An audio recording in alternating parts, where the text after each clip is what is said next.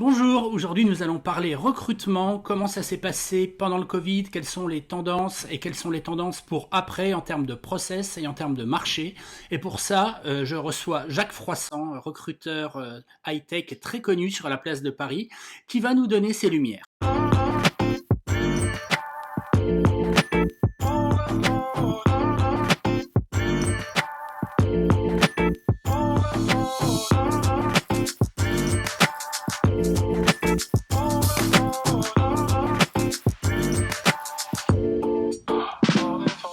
Jacques, tu es président et fondateur d'Altaïd, un cabinet de recrutement. Est-ce que tu peux nous en dire un peu plus sur ton parcours et ton activité? Mon parcours, c'est simple. Je suis œnologue de formation à Bordeaux. Et j'ai dérapé assez vite puisque j'ai passé 5 ans dans un groupe de grande distribution à faire des achats, du marketing, puis de la logistique. Donc on parle de logistique e-commerce. Moi j'ai connu en fait la logistique, la grosse logistique en grande distribution. Je suis rentré dans le monde du recrutement un peu par hasard, il y a longtemps. J'ai fait un court passage dans un premier cabinet qui n'avait pas résisté à la première guerre du Golfe en 2001. Non, en 91, pardon. Première guerre du Golfe, on a complètement oublié que l'impact a été colossal sur l'économie, sur le recrutement. C'est complètement sorti des mémoires. Le marché du recrutement était passé instantanément d'une base 100 à une base 25. Et derrière, donc, j'ai passé 8 ans chez Créneau, qui est un cabinet qui existe toujours, qui est spécialisé sur les fournisseurs de la grande distribution, c'est leur cœur de marché, en faisant de la formation et du recrutement. Et au sein de ce cabinet, le hasard a fait que j'y ai développé une activité très tournée vers le high-tech, puis des premières startups françaises. Donc du coup, j'ai eu envie de créer Altaïd en 2000. Donc Altaïd va avoir 20 ans dans quelques jours. Et c'est pas mal, hein? Voilà, malheureusement, on ne fera pas une grosse fête, enfin en tout cas pas au mois de juin. Et oui, d'ailleurs, je me souviens, quand on s'était rencontrés, c'était au début des années 2000, tu m'avais raconté ton parcours. Je me souviens que tu m'avais dit que finalement, le recrutement et l'œnologie, c'était un peu pareil, parce que c'était juste une histoire de bons assemblages. Oui, c'est ça, et puis si tu vas plus loin, piloter l'œnologie, c'est s'intéresser à la matière première.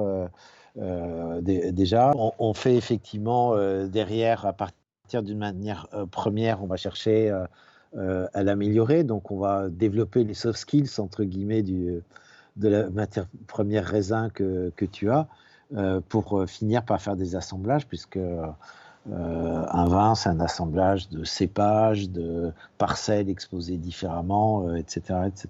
Donc, voilà, tout ça pour dire que Altaïd, aujourd'hui, c'est un cabinet de recrutement, mais pas que, puisqu'on fait aussi ce qu'on va appeler de l'assessment center, de l'évaluation d'un candidat en phase finale pour un recrutement, d'une équipe. Donc ça, c'est une partie qu'on remet en avant plus là, depuis le Covid d'ailleurs. Et au niveau du recrutement, on est plutôt aujourd'hui des chasseurs de tête, puisque à chaque fois qu'on a des missions, ce sont des missions compliquées. Pour moitié dans l'environnement start-up financées, avancées, et pour l'autre moitié dans des entreprises en transformation digitale. Une fois que j'ai dit ça, en fait, on bosse avec tout le monde. Donc, comme tout le monde, tu as pris le Covid-19, on dit la Covid-19 maintenant, le confinement, etc., en pleine figure un beau jour de mars. Qu'est-ce que tu as vu en termes de tendances immédiates sur le marché et comment se sont comportés les recruteurs et les entreprises? Première phase, un peu de stupéfaction dans les entreprises, donc énormément de recrutement arrêté. Donc, premier réflexe, de toute façon, quand il y a une crise des entreprises, c'est on coupe les budgets marketing com, ça va aussi chez Makina. Ça va, on fait essentiellement du e-commerce, donc on a bien surfé là. Ouais, et les recrutements. Nous, on a eu 80% des missions de recrutement qui étaient en cours arrêtées, avec des échéances de report qui étaient pas du tout maîtrisées. Donc ça, c'était les 15 premiers jours. Et puis après, au bout de 3 semaines, on a quelques-uns qui ont relancé leur mission, le temps que les entreprises se mettent en mode confinement, en fait. Hmm. Courant avril, on a signé de nouveaux clients. Alors, on a signé une banque, un labo pharma, une mutuelle d'assurance, un éditeur de logiciel dans le domaine de la santé. Donc, des boîtes qui sont peu, voire pas du tout impactées ou voire favorisées par le contexte. Mais c'est pas du tout le niveau habituel. Et là, depuis qu'on est sorti de confinement, on a à nouveau une phase. En plus, sortie de confinement le 8 mai, avec le pont la semaine dernière, parce que même les gens confinés sont Ils font le pont. surtout qu'ils pouvaient sortir quand même. On l'a vu. Alors, le global du marché de l'emploi, après qu'on peut faire aujourd'hui avec des données que je croise, j'ai discuté avec Indeed, avec Region Job, avec LinkedIn, avec Kappa, je ne sais plus avec qui d'autre j'ai discuté, Job Teaser. En gros, les chiffres sont simples, hein, ça donne marché du recrutement en moins 50%. Ça, le volume des offres d'emploi est quand même reste significatif, avec sans doute plus bas que ça sur les CDI parce que le marché est un peu boosté par l'intérim, boosté par la crise, hein, donc l'intérim du e-commerce, dans la santé, dans la logistique, dans l'alimentaire, était boosté parce qu'il y a il y a eu pas mal de demandes. Pour moi, j'ai croisé aussi, c'est Randstad a fait une étude en observant ça. Il parle d'une timide reprise et on va vers une reprise qui va être lente et longue, en tout cas pour le recrutement. C'est TTSO qui parle d'une reprise en swoosh, tu sais, le logo de Nike, plutôt qu'en U ou en V. Et je trouve que c'est très juste. C'est très juste. Est-ce que tu vois des différences quand même selon les secteurs ou les métiers? Parce que on était avant le confinement sur un mode, il y avait de la pénurie quand même sur certains types de profils qui sont peut-être ceux que tu recherches aussi, notamment on va prendre les développeurs. Tu as également des besoins, une entreprise qui a besoin d'un directeur marketing elle en aura toujours besoin de main, tu peux avoir un léger décalage. Et en plus, je me disais que tes clients, on était plutôt, les startups, la tech, ça dématérialise, ça permet de se passer du physique. Donc quelque part, c'était ceux qui avaient le plus attiré leur marron du feu du contexte. Alors oui et non. Toi, par exemple, le recrutement des startups, France Digital avait fait interroger les 1500 startups de France Digital. 80% ont arrêté leur recrutement. Alors, je pense que c'est reparti un peu depuis. Maintenant, les startups, tu as 3 cas de figure. Tu as les startup stars qui ont du cash et qui ont 2 ans de vision devant elles, ou en tout cas au moins 1 an, et qui vont se remettre en ordre de marche. Nous, on a quelques clients qui ont modéré le recrutement, mais qui continuent. Tu en as d'autres qui sont dans cette situation-là, mais qui font vachement gaffe au cash, ont diminué le cash burning, du coup ont décalé des recrutements en septembre, voire en fin d'année. Tu as les startups qui sont dans le ventre mou, c'est-à-dire qu'ils peuvent réussir, mais qui peuvent être un échec à long terme. Donc, ils souvent n'ont pas énormément de cash devant elles parce qu'ils ont fait une levée de fonds, mais elles étaient parties pour en faire une deuxième. Et là, il faut qu'elles se mettent dans un mode où, de toute façon, elles ne referont rien avant 1 an. Donc là, c'est économie, donc le moins de recrutement possible. Et puis dans les startups, tu as le troisième volet, c'est celles qui vont mourir. Donc il y a quand même un beau coup d'arrêt. Quand tu regardes, si on reste dans l'univers numérique digital, tout ce qui est ESN, SS2I, en gros, la tendance est quand même business à moins 25 à peu près. Donc là aussi, toi, ça va être plus calme. Maintenant, le digital reste quand même un secteur qui va continuer à recruter, qui va se relancer, je pense, relativement rapidement par rapport à d'autres, parce qu'il y a aussi des besoins en entreprise qui vont se révéler. Hein. La Covid, c'est un formidable révélateur du manque de certaines entreprises ou de beaucoup d'entreprises en transformation digitale. Il y a des boîtes qui pensaient être prêtes au télétravail qui n'étaient pas. Il y a des boîtes qui sont aperçues qu'ils pouvaient faire du e-commerce. Beaucoup de boîtes en B2B sont aperçues que un moyen de continuer à vendre, c'était de vendre en B2B, voire en B2C en direct. Je donnais 2 exemples. Moi, j'ai cherché des produits de l'azur de terrasse, de trucs comme ça, qui se vendent en bidon de 5 litres, un truc comme ça. C'est lourd, c'est machin, ça coûte cher en transport. Donc, sur les sites Leroy Merlin, Casto, machin, c'était introuvable.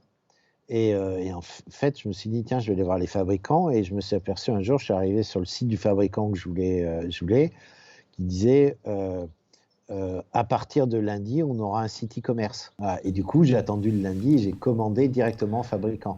Alors que c'est un fabricant qui fait qu'à travers ses distributeurs habituellement. Mais ça, on l'a vu chez Imakina également, et aussi bien en France qu'à l'étranger, aussi des gestionnaires de centres commerciaux qui se retrouvent avec des trucs fermés et qui se disent on a 200 marques à distribuer, là on fait comment?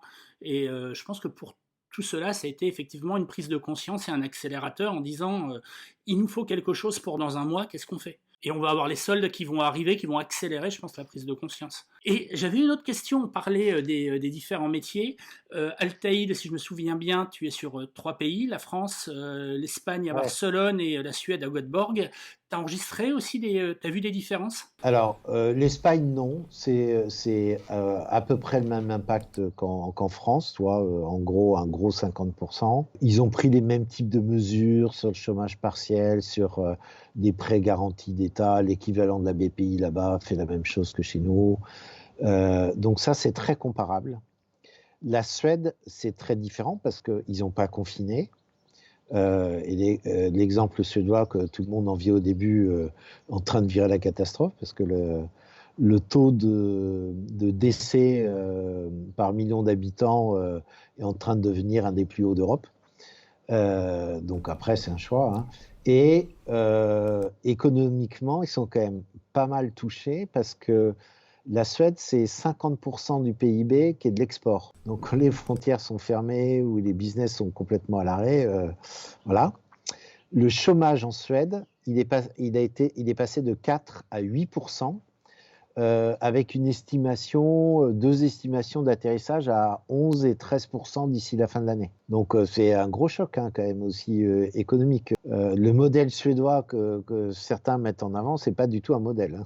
Et c'est les jeunes en particulier, puisque les jeunes, le taux de chômage devrait dépasser les 20%. On va dire France-Espagne assez équivalent, et puis Suède, sous des couverts finalement différents, file vers un taux de chômage à peu près équivalent à chez nous, commence à prendre des mesures, ils viennent de commencer à prendre des mesures de chômage technique aussi ou partiel.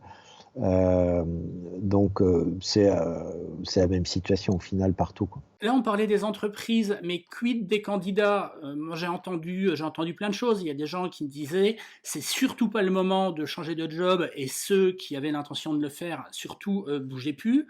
D'un autre côté, je vois autour de moi des amis, des contacts, etc., qui continuent à être chassés. Alors, comme tu l'as dit, ça prend un peu plus de temps, ce sera peut-être pour la rentrée, alors que ça aurait pu se faire dans pas longtemps, mais les choses continuent.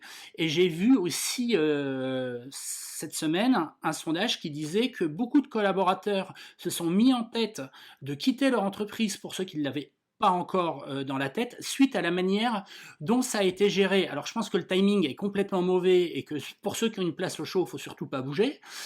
Mais pour autant, ça fait pousser une graine qui fera que à un moment, ils vont se dire bon bah tiens, il va être temps de partir. Toi, est-ce que tu as vu des changements d'attitude chez les candidats plus attentistes ou d'autres qui n'avaient pas l'intention avant, qui se disent j'ai vécu ça, j'en peux plus, et la prochaine fois, dès que je peux, je vais essayer d'aller vivre une aventure ailleurs? Moi, les sondages à chaud, j'y crois pas. Mm.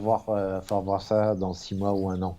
Entre la volonté. Nous, ce qu'on observe, c'est ceux qui ont plus de boulot, bien sûr, ils continuent à chercher. Ça, Ouais. c'est une évidence. En chasse, on a quand même de la frilosité. On pensait que ça serait plus facile de discuter avec les gens. On se dit, ils sont en télétravail.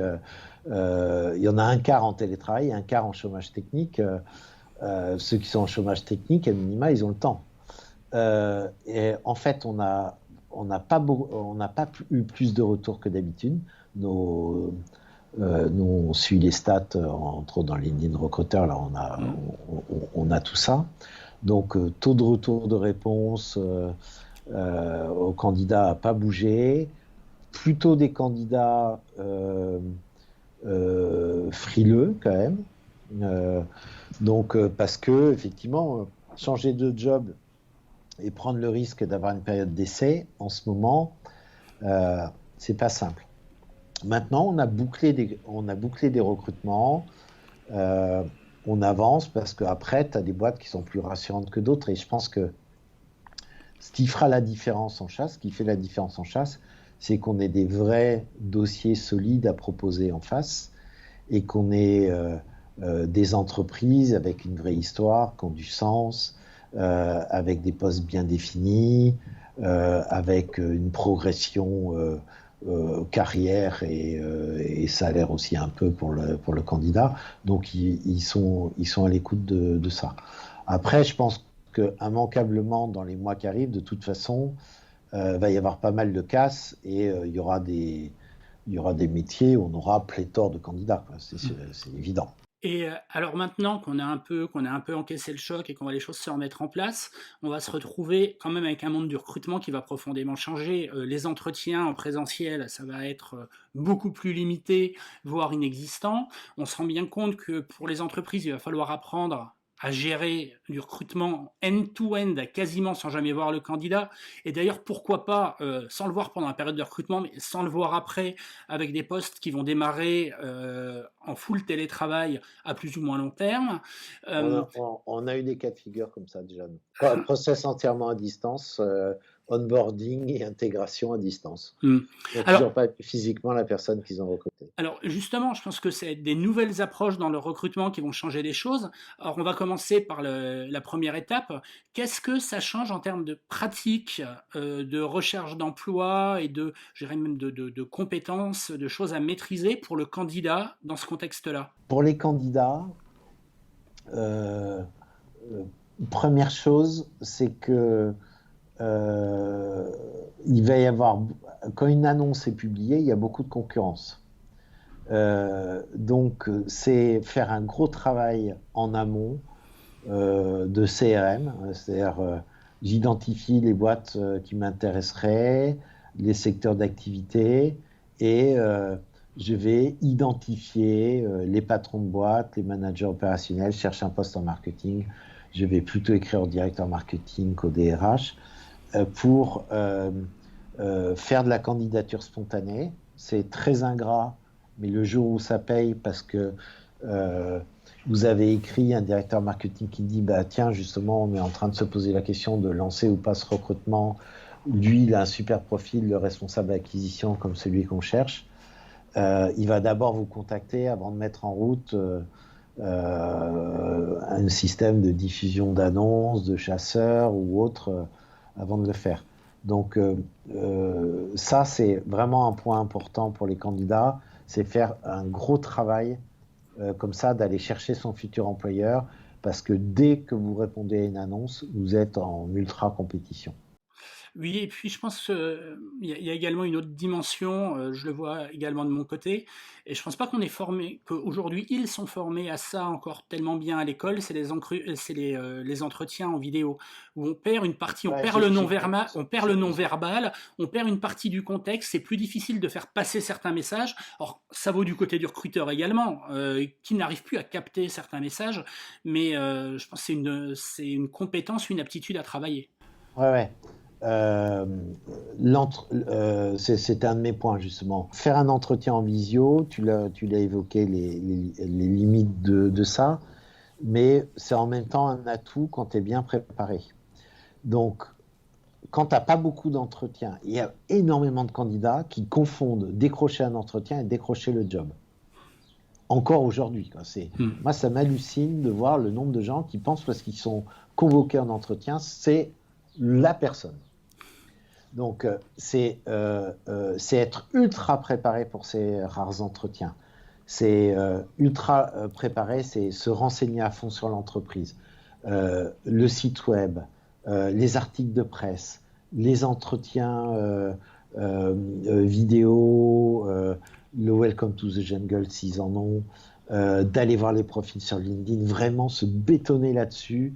Et moi, j'estime que pour aller passer une heure d'entretien en visio, ça mérite au moins 2 heures de préparation en amont. C'est vraiment un point essentiel qui est complètement sous-estimé par la majorité des candidats.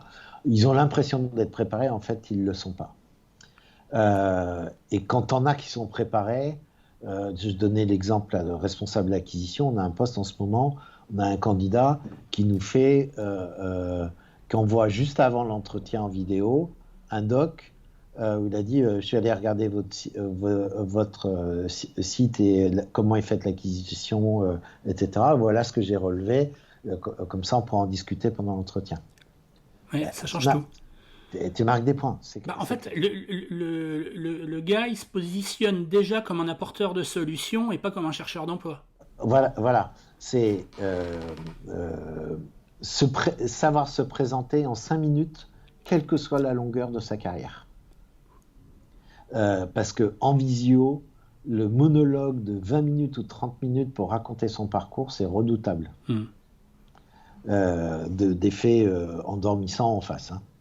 Vaut mieux faire court et prendre des questions derrière.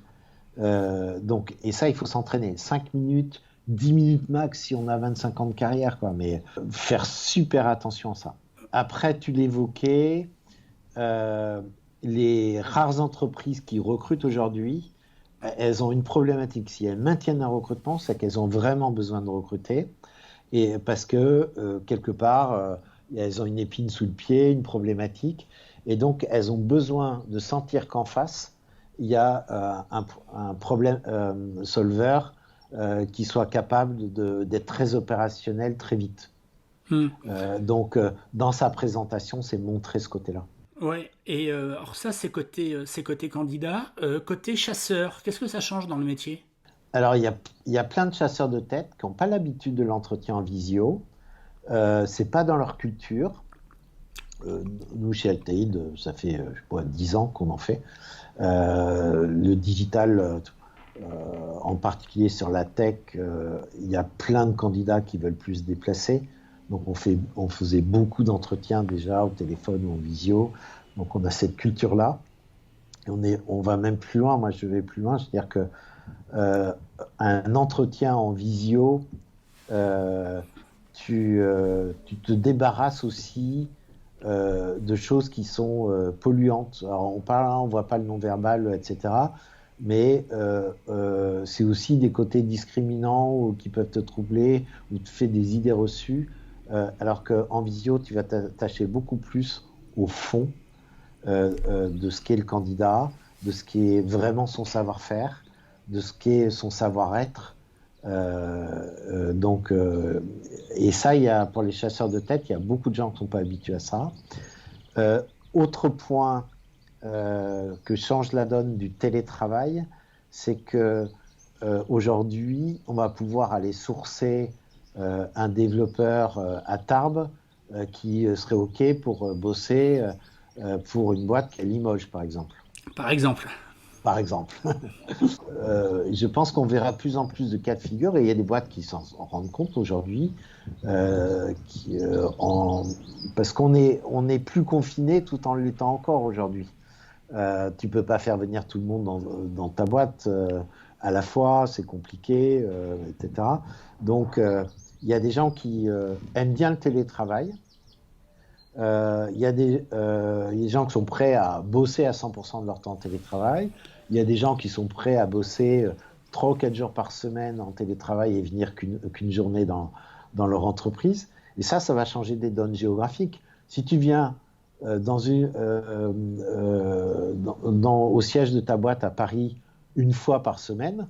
Tu peux habiter à Bordeaux, tu peux habiter à Nantes, tu peux habiter à Orléans, tu peux habiter à Blois, j'en sais rien, dans des coins où tu vas avoir un cadre de vie beaucoup plus agréable. Tu peux vivre à la campagne si tu veux. Voilà, il y a plein de choses comme ça.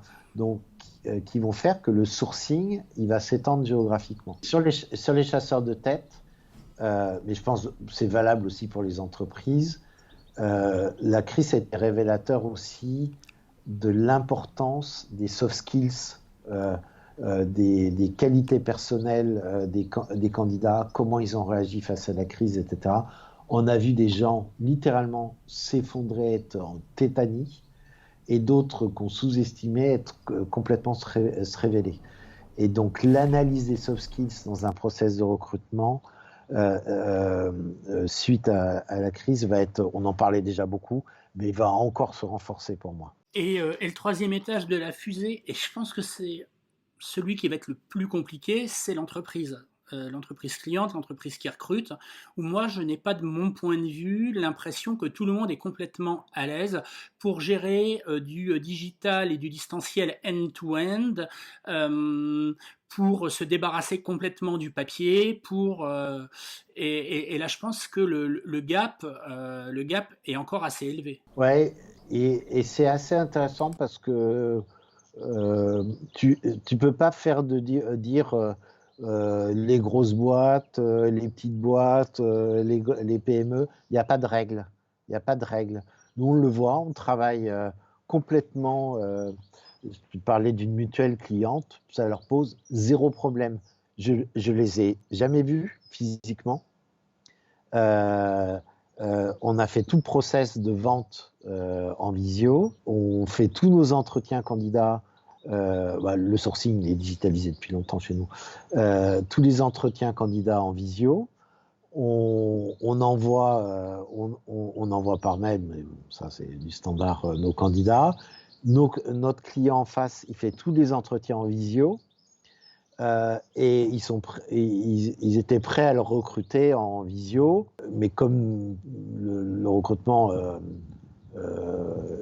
n'est pas complètement fini avec le déconfinement, c'est moi qui leur ai dit, mais finalement ça peut être pas mal de le faire venir chez vous, puisqu'on est déconfiné, on peut peut-être organiser. Il me dit, ouais, il faudra juste qu'on vienne pour le voir. Tellement ils sont dans ce mode d'être restés en télétravail. Toi, ça, c'est complètement intégré. Et puis, j'en ai d'autres qui nous ont dit, et c'est pas une question de taille de boîte, hein, j'ai un deuxième exemple, c'est une boîte de 15 personnes en France, c'est un éditeur de logiciels international, toi, 15 personnes en France, dans le logiciel, ça doit être agile, ils sont habitués à la visio, machin, avec les États-Unis, l'Allemagne, etc. Et ils me disent,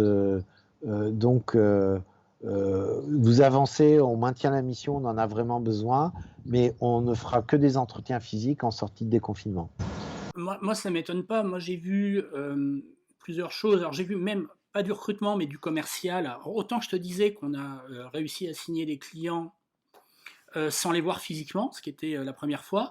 Après, je voyais il y a une dizaine de jours sur LinkedIn un contact qui a une boîte de prestat de services dans le digital en province qui disait, j'ai eu un client, il refusait de nous parler de son projet en dehors d'un entretien physique. Bon, enfin, c'est juste pas possible, et bonne chance pour trouver des prestataires qui avanceront dans ce contexte. Et de la même manière, j'avais un de mes amis qui a été chassé pour un job dans le recruteur final était une boîte de prestation de services dans le digital, et à un moment, le chasseur lui a dit, bon, je vais vous envoyer, donc vous allez rencontrer le client, par contre, il lui faut un CV. Mais vous avez trouvé mon CV sur LinkedIn, enfin il y a un truc, imprimé un PDF, quoi. Non, il veut un CV autre que le profil LinkedIn, qui est bon. Oui, non, mais ça, c'est des choses qui continuent à évoluer, hein, qui prennent du temps. Hein, C'est le DRH qui te dit non, mais je veux son vrai CV. Mais vous avez son vrai CV. Mais non, mais je veux dire un CV. Ah, vous voulez dire un Word ou un PDF Et alors, ceux-là, on les biaise, on leur envoie des PDF, effectivement, d'extraits de LinkedIn. Et ils nous disent. Et du coup, ils sentent. J'imagine ils sentent un peu cons et puis ils ne nous répondent pas. Mmh. Mais on en a plus des comme ça, là, en ce moment. C'est quand même un peu. Ça commence à passer, cette histoire du vrai CV. Au point d'ailleurs, de toute façon, nous, commercialement, on annonce la couleur. Hein, on vous envoie le profil LinkedIn et ou le CV, s'il y en a un, mais on n'en fait pas faire exprès. Et je me posais une autre question. Si on est dans le cadre d'un recrutement, donc encore une fois, full digital, bizarrement, c'est beaucoup plus simple d'organiser un entretien. Hein. Il suffit de convenir d'une date, d'une heure. On appuie chacun sur un bouton de son côté et on se parle. Est-ce que ça va pas entraîner quelque part la tentation de multiplier les entretiens en se disant bon, avant un entretien tu fais venir le candidat, fallait pas qu'il vienne pour rien, donc ça devait durer un certain temps, de se dire bah maintenant on va en faire beaucoup plus parce qu'on peut lui faire rencontrer beaucoup plus de monde quitte à faire des entretiens beaucoup plus courts. Non, j'observe pas ça. Moi, je pense que quand l'entreprise recrute en direct, de toute façon, tu prévois une heure d'entretien quand tu reçois un candidat. Donc, je pense qu'en visio, faut garder ce rythme-là. Et du coup, être bien organisé. C'est super important. Et il faut faire attention en tant que recruteur, faire une journée d'entretien de visio, à faire plutôt des entretiens de 50 minutes ou de prévoir des pauses parce que à la fin, on ne capte plus rien, quoi. Ouais. C'est pas du tout pareil. Donc, ça nécessite pour moi, du côté recruteur, d'avoir un process qui soit plus cadré, d'être beaucoup plus rigoureux, de continuer à faire ses premiers entretiens en visio. Par contre, le deuxième entretien, toi, tu fais 10 entretiens en visio, tu en retiens 2 à présenter au manager. Le manager, lui, nous, on le voit quand on envoie un candidat à nos clients qui font des entretiens en visio, ils se prévoient du temps parce qu'ils savent très bien que si le candidat est intéressant et bon, ils vont passer 1h30, 2 heures, ils passent du temps. Et le dernier point, parce que dans la rentrée, bon, les vacances approchent et la rentrée vient juste derrière, on va avoir, les gens commencent vraiment à en parler, toute une génération de jeunes deep qui va se retrouver sur le marché dans un contexte un peu sinistré, un truc que j'ai bien connu parce qu'en 2001, j'avais bien connu l'époque j'avais eu le duo post-Enron et post 11 septembre, ça avait été d'ailleurs on nous avait gentiment appelé la génération sacrifiée, bon a posteriori, mais bon, on l'avait bien remarqué sur le moment. Qu'est-ce que tu peux donner aujourd'hui comme conseil à un jeune diplômé qui sort, qui n'a pas forcément de réseau, et je le vois souvent, même les jeunes diplômés se disent mais pourquoi nous on est jeunes, on n'a pas de réseau, on n'a pas grand-chose à raconter, comment est-ce qu'on fait pour exister? Alors, moi, première chose, qui se mettent psychologiquement à s'attendre à 6 mois difficiles, quoi. Ça, c'est clair. Au moins. Ouais, au moins.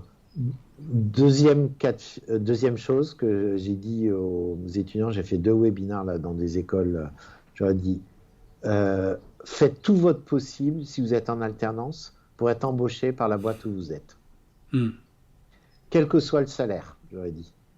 Et l'étudiant qui m'a dit, soit master e-commerce, dit même si on me propose 24 000, je lui dis, vaut mieux que tu prennes 24 000 et que tu te forges une expérience professionnelle que de rester 6 mois à rien faire ou plus à rien faire chez toi au RSI. Au bout de 6 mois, ils vont être remplacés par une génération d'alternants. Au bout d'1 an, il y aura la promo suivante qui va arriver. Donc effectivement... Oui, voilà, moi ce que je leur dis, ceux qui sont en alternance, rendez-vous indispensable, impliquez-vous, donnez des idées, faites en sorte que votre employeur a envie de vous garder. Et après, acceptez des niveaux de salaire, tant pis s'ils sont bas. Dans un an et demi, pourrez vous revendre avec 1 an et demi d'expérience professionnelle, et là, vous reviendrez à un niveau de salaire plus en phase avec ce que vous valez réellement. Voilà. Mais ça, c'est vraiment euh, un point d'achoppement souvent avec cette culture d'école aussi à mettre en avant en sortant de notre école. Là, le salaire moyen, c'est 36K. Ça, faut oublier. Après, c'est une promesse qui est faite dans l'absolu. Jusqu'en mars, la promesse, elle tenait. Aujourd'hui, effectivement, tout vole en éclats. Et à défaut d'avoir ce qu'on aime, il faut apprendre à aimer ce qu'on a. Voilà. Et en particulier, tu vois, bon, après, ça dépend des métiers, mais moi, j'ai parlé dans des écoles digitales. Je leur ai dit, dans le digital, les choses vont vite. Voilà, vous avez intérêt complètement à bosser, à avoir une expérience, et vous valoriserez très bien dans un an. Mm. Voilà. La deuxième chose que je conseille, et ça fait des années que je répète, c'est bétonner votre LinkedIn avec des réalisations concrètes, avec des mots-clés.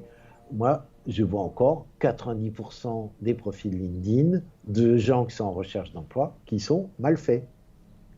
Il faudra refaire une émission pour expliquer comment est-ce qu'on fait un bon profil Oui, LinkedIn. sinon, ils cherchent la chaîne YouTube Altaïd.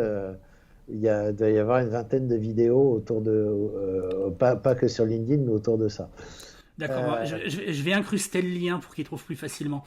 et puis, même conseil qu'on évoquait en début d'interview, c'est les entreprises qui recrutent, elles ont besoin de sentir des candidats opérationnels. Donc, le discours du jeune diplômé, pourquoi vous voulez rentrer chez nous? Parce que vous êtes une belle boîte, je vais apprendre plein de choses. Non, c'est votre boîte m'intéresse pour telle ou telle raison concrètement, et puis moi je pense vous apporter ça. Je suis sûr que je peux être opérationnel très vite chez vous.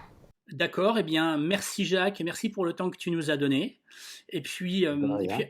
à bientôt à Paris ou au bord du bassin d'Arcachon pour reparler de tout ça en vrai. Oui, j'espère un jour. Allez, À salut! bientôt. Salut.